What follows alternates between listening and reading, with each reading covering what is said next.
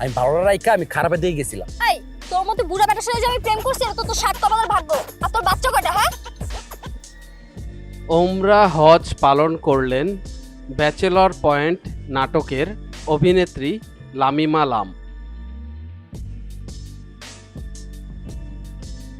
সম্প্রতি তিনি সৌদি আরবের মক্কায় গিয়ে এই ধর্মীয় আনুষ্ঠানিকতা সম্পন্ন করেন।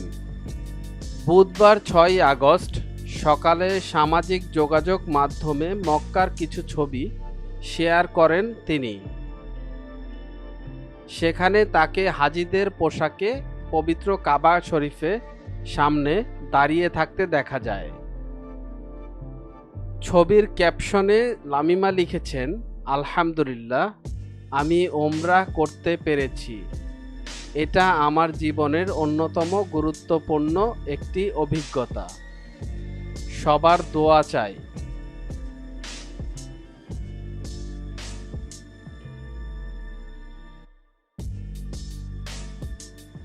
লামিমার সেই পোস্টে অনেকেই অভিনন্দন জানিয়েছেন তাকে।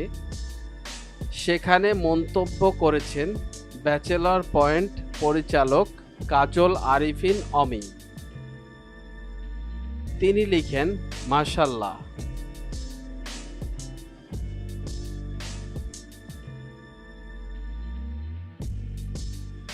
ব্যাচেলর পয়েন্ট এ অভিনয়ের মাধ্যমে দর্শকের কাছে পরিচিতি পান লামিমা।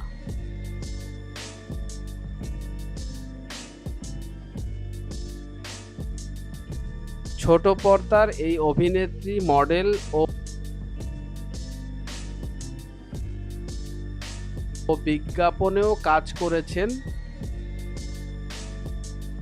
মিডিয়া জগতের এমন ইন্টারেস্টিং বিষয় জানার জন্য আমাদের এন্টারটেনমেন্ট আপডেটকে সাবস্ক্রাইব করুন এবং ভিডিওটি ভালো লাগলে শেয়ার করুন আপনার ফ্রেন্ডসের কাছে।